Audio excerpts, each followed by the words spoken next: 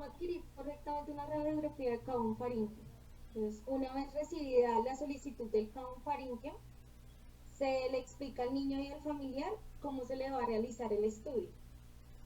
Es necesario que antes de adquirir el estudio se debe retirar todos los elementos radiopacos que puedan inferir en el campo del estudio. Aquí encontramos tres ejemplos de cómo potencialmente se recomienda las posiciones. Se recomienda la posición de la mitad, ya que en la imagen de la izquierda hay una infección del mentón, lo cual se debe evitar, como lo había dicho el doctor Marrut. Y en la imagen de la derecha encontramos una apertura oral que no, también se debe evitar. En la imagen de la mitad encontramos que el paciente se encuentra en bipedestación con la cara en lateral al receptor y el haz de rayos X va perpendicular a la nasofaringe. En cuanto a la simetría, esta debe haber una superposición de las ramas mandibulares, los techos orbitarios y los meatos auditivos. La colimación de esta radiografía debe ser limitada y visualizarse desde la base del cráneo hasta C4. En cuanto a la evaluación, a cómo evaluarla, encontramos unas referencias anatómicas, que es la espina nasal anterior, el punto medio del paladar blando, la úvula, el reborde orbitario y el conducto auditivo externo. Encontramos una línea horizontal. Esta línea horizontal se traza desde la parte más alta del meato auditivo hasta la más baja, que es el reborde orbitario, y esta debe ir paralela al piso. Siguiente. En los niños tiene un grado de dificultad la toma de esta radiografía. Por ende, es importante que los padres tengan tranquilidad y nos le expliquen al paciente, igual nosotros, cómo se va a realizar el estudio. Antes de realizar el estudio, pues es necesario, lo tomamos acostado con la luz centrada y nos guiamos por la sombra de la nariz para evitar la rotación del mismo. Siguiente. En los parámetros técnicos, el tiempo de exposición es menor a 20 ms. No se utiliza buque usualmente. Esta distancia del tubo con respecto al buque es de 100 a 150 centímetros y el ángulo del rayo va perpendicular. Entonces vamos a verificar el día de hoy los parámetros de calidad de la radiografía de Cajón faríngeo. Es muy importante para nosotros tener en cuenta que muchas veces encontramos algunas observaciones en la solicitud médica que debemos tener precaución. Algunas veces recibimos indicaciones de boca abierta o incluso de protrusión de lengua. Es importante que para todos quede muy claro en la noche de hoy que la radiografía que se recomienda en la actualidad es con boca cerrada, con una ligera hiperextensión de la cabeza. No debe ser excesiva ni debe ser en flexión, como nos lo mencionó Alexandra. Hemos encontrado que parte de lo que ha ocurrido es que la tradición oral nos ha dicho que es importante tener en cuenta la boca abierta. Sin embargo, estamos ahorita hablando de los principios ALARA, en donde es fundamental obtener la menor radiación posible que nos permita hacer el diagnóstico correcto. Para valorar si existe una hipertrofia de adenoides, con la posición con boca cerrada única es suficiente y nos brinda la información que en la actualidad necesitamos. Entonces, es recomendable en lo posible, en la medida de las posibilidades, asegurar que el paciente tenga la boca cerrada, que esté con respiración nasal y con una ligera hiperextensión. Dentro de los criterios de calidad que debemos valorar, como nos lo mencionó Alexandra, es muy importante retirar los elementos radiopacos que el paciente pueda traer consigo. Sin embargo, en algunas oportunidades nos encontramos que no solamente son los elementos radiopacos que el paciente trae, sino que nos quedan algunas imágenes superpuestas, como por ejemplo los dedos del familiar, sábanas o los elementos para inmovilizar, o incluso los elementos de protección radiológica, que como en algunas otras oportunidades lo hemos mencionado y en la charla pasada Volver a lo Básico lo mencionamos, no deben quedar incluidos en el campo de estudio porque nos pueden aumentar la dosis de radiación cuando tenemos equipos con control automático de exposición. Entonces es muy importante retirar todos los elementos radiológicos que estén en, interfiriendo pues, en el campo del estudio. Por otro lado, es importante que el paciente esté en bipedestación o en decúbito supino dependiendo de la edad del paciente y la colaboración.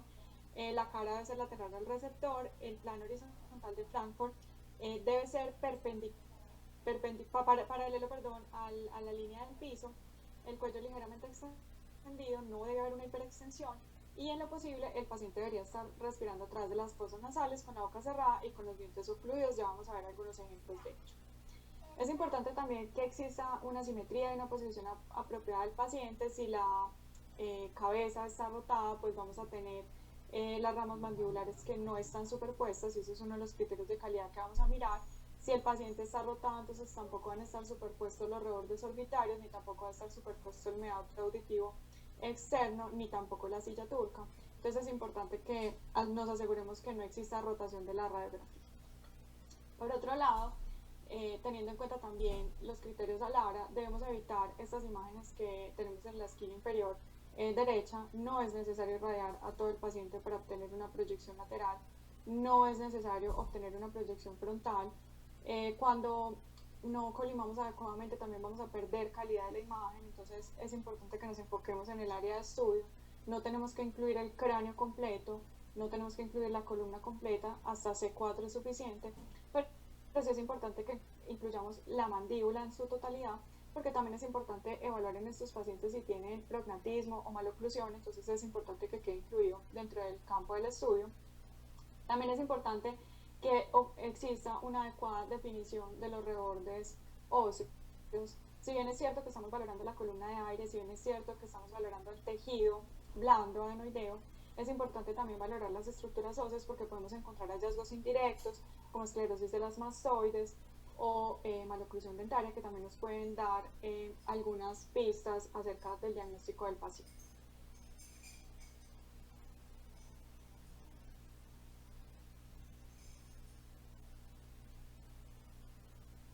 Este es un ejemplo de lo que no debemos hacer, de lo que debemos evitar. La columna de aire debe estar muy bien definida, muy bien delimitada, como está delineada acá con estas líneas azules. Entonces, vamos a tener unas variables recomendadas para evaluar la calidad del estudio. Tenemos 3 críticas. La primera es que no sea necesario repetir la radiografía. Lo ideal es que tengamos una sola adquisición y que esa adquisición sea suficiente para el diagnóstico.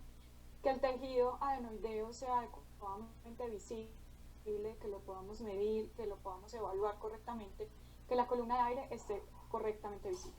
Hay otras variables que no son críticas, pero que son deseables que los tengamos de forma correcta, la posición correcta de la cabeza, que tenga una ligera hiperextensión, que el estudio no esté rotado, eso lo vamos a evaluar con las ramas mandibulares, debe haber una distancia entre ellas menor a 4 milímetros.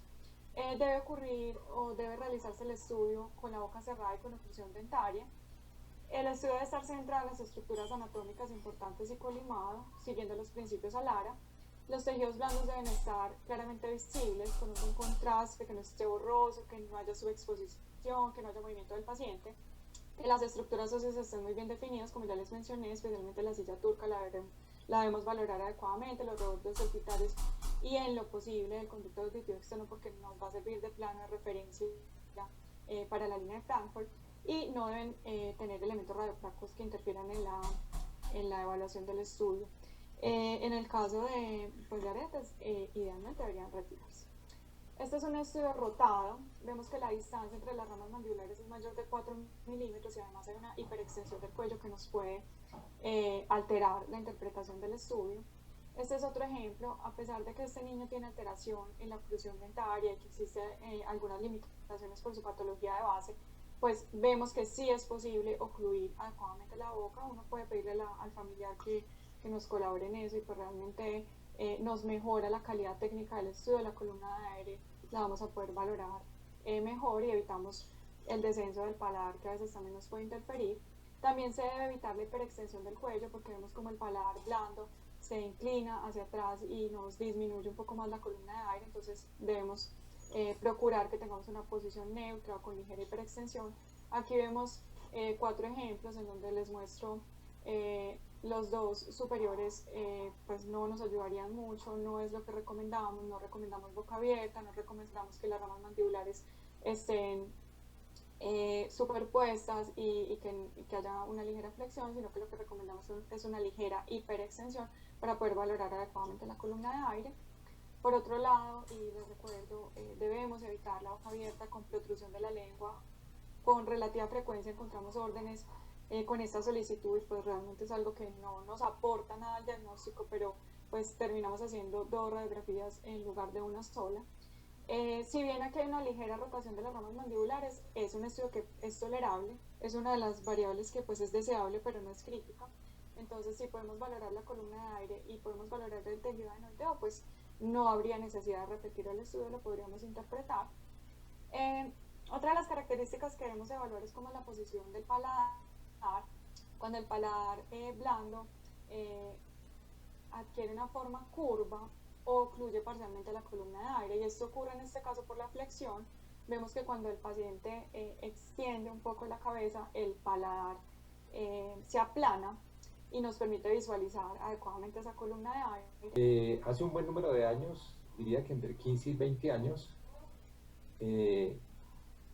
acordamos al interior del Departamento de Imágenes Diagnósticas del Hospital de la Misericordia, en concordancia con los pediatras, neumólogos y especialmente con el doctor Gilberto Marrugo, cómo íbamos a leer un Kaun faríngeo, porque sabemos que básicamente es un método de screening y sabemos que el valor está dado básicamente por el aspecto endoscópico ya mencionado previamente. Voy a mencionar algunos aspectos muy generales. Esta es una radiografía seguida por el doctor Jorge Ochoa, donde llamaba la atención esta imagen radiolúcida que se veía aquí sobre las adenoides. Si ustedes miran con detalle anatómico, hay una interposición, es una imagen compuesta que se da entre el cóndilo de la mandíbula y la apófisis coronoides, lo cual no corresponde a una imagen real.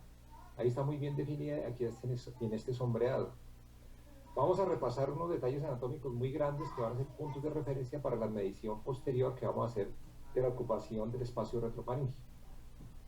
Este es el paladar blando, este es el paladar blando y la ule, aquí se insinúa la amígdala palatina y por supuesto estas son las adenoides y esta es la columna aérea, que es la que nos interesa medir en su ocupación. Este otro artificio o un detalle anatómico, perdón, con el cual no tenemos que causar mayor confusión, que es lo que corresponde al lóbulo de la oreja y es algo anatómicamente normal. Estas son las radiografías con las cuales habitualmente nos encontramos. Como lo hemos dicho, son difíciles de obtener, muchas veces perfecto desde el punto de vista radiológico, porque son niños pequeños, muchas veces no colaboran para tener la boca cerrada, muchos no toman la inspiración, pero quiero repasar un par de detalles anatómicos obvios. Paladar blando, paladar duro, perdón, paladar blando, úvula, amígdala palatina. Cuando es grande debemos mencionarla en el reporte. Las adenoides, el espacio retrofaríngeo y la columna aérea. Aquí vemos parcialmente la epiglotis y los pliegues aritenoepiglóticos. Este es un niño con unas adenoides un poco más grandes. Lo mismo, paladar blando, úvula, amígdala palatina crecida, columna aérea. Y este niño con un importante crecimiento de las adenoides, igual de la amígdala palatina, el paladar blando y el paladar duro. ¿Cómo lo vamos a medir? Entonces, vamos a ser pragmáticos en la parte final de la charla. Existen varios métodos radiológicos para evaluar el grado de hipertrofia de las adenoides y la obstrucción secundaria de la vía aérea que han sido descritos en la literatura. Muchísimos. Y estos métodos han mostrado una débil a un moderado grado de correlación con los métodos de visualización directa de las adenoides, como son la nasofaringoscopia. Y ninguno de estos métodos ha sido aceptado hasta la fecha por la mala sensibilidad. Voy a mencionar estos 4, pero me voy a centrar en estos 2 y particularmente en este, que es el que medimos en el Hospital de la Misericordia y es el que recomendamos a través de esta conferencia. Y este que es más o menos parecido y de hecho da una información muy similar. Entonces, ¿qué es lo que vamos a hacer? Cuando tenemos una radiografía de Kaun faríngeo y una radiografía lateral de cuello, vamos a medir 2 cosas importantes. Vamos a medir el tamaño de la vía aérea y el tamaño de las adenoides. Eso es lo que hacemos. Y para eso tenemos que tener una línea de referencia, la cual se traza a través de la base del cráneo. Voy a hacer primero la parte teórica y luego lo voy a explicar con las imágenes. ¿Cómo se mide el tamaño de la vía aérea? Se traza una línea perpendicular a esta línea que ya expliqué de la base del cráneo hasta la unión del paladar duro con el paladar blando. Es una localización anatómica bastante fácil de encontrar en una radiografía y esta zona corresponde al punto más estrecho de la vía aérea justo a nivel de las cubanas. Lo repito, el tamaño de la vía aérea se mide trazando una línea perpendicular de la línea de referencia al paladar, a la unión del paladar duro con el paladar blando. Y posteriormente medimos las adenoides, que se traza una línea también desde esta línea de base hasta la porción más convexa de las adenoides. Y posteriormente establecemos un porcentaje de la obstrucción, que es la relación que existe del tamaño de las adenoides con el tamaño de la vía aérea. Lo explicamos mejor aquí en la imagen. Tenemos una línea que se traza a lo largo de la línea de base por los detalles anatómicos previamente explicados. Tenemos una línea imaginaria de las adenoides. Posteriormente trazamos una línea perpendicular a esta línea de base hasta la porción más amplia de las adenoides. Y posteriormente también trazamos una línea perpendicular desde esta línea de base que tenemos hasta la unión del paladar duro con el paladar blando. Luego sacamos la medida de las adenoides y lo dividimos por el tamaño de la vía aérea y con eso establecemos un porcentaje de ocupación de la vía aérea. Es bastante fácil de realizarlo. Este es un método recomendado por Fujioka que es mucho más popular. ¿Por qué no lo usamos?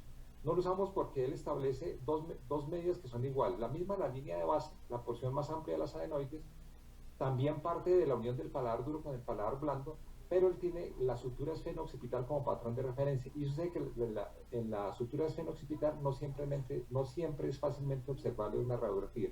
Por lo tanto, nos parece más sencilla esta y es la que recomendamos. Con base a eso viene nuestra interpretación. Entonces se basa a un porcentaje de obstrucción de la vía aérea, lo cual vamos a tener tres posibilidades: leve, moderado o severa. Para algunos grado 1 el leve, para algunos grado 2 el moderado y para algunos grado 3 el severo. O el porcentaje, que ¿qué es? Si ocupa el 33% o el tercio de la vía aérea, es un grado 1 o leve. O puede ocupar entre el 34 y el 66% de la vía aérea o 2/3 de la vía aérea. O severo cuando hay una obstrucción que esté por encima del 67% o más de 2/3 de la vía aérea. ¿Qué es lo importante de este reporte? Que se establece un porcentaje de ocupación de la vía aérea, lo cual nos da un criterio universal. ¿Qué quiero decir que es un criterio universal? Porque es independiente de la edad y del sexo. Y los valores absolutos de medidas del tejido adenoideo son muy complejos porque voy a depender de la edad y el sexo. Entonces es muy difícil decir que unas adenoides normales, a manera de ejemplo, son de 12 milímetros. 12 milímetros con relación a qué edad o a qué sexo. Para lactantes menores, para lactantes mayores, para escolares. Entonces esto es un reporte que nos parece muy práctico, es lo que aparece en la literatura, es lo que venimos usando hace muchos años en el hospital y es lo que les recomendamos. Entonces el porcentaje de ocupación de la vía aérea nos da un criterio universal, el cual puede ser usado independientemente de la edad del niño. Nos preguntaban también si son necesarias otras proyecciones. No son necesarias. Aquí tendríamos una radiografía de senos paranasales, una radiografía de Waters y Caldwell, que no son necesarias. La sinusitis sigue siendo diagnóstico clínico y si necesitamos alguna información, pues pasaríamos a una tomografía axial computarizada. A manera de conclusión y en forma breve, la radiografía, tengamos esto muy importante, con base en lo que nos dijo especialmente el doctor Marrugo, nos da una información complementaria. Ojo, es una información complementaria del grado de obstrucción de la vía aérea en la nasofaringe. No es indispensable en la decisión quirúrgica. La decisión quirúrgica es clínica y por los hallazgos endoscópicos. Es un estudio de una amplia disponibilidad y una muy fácil realización.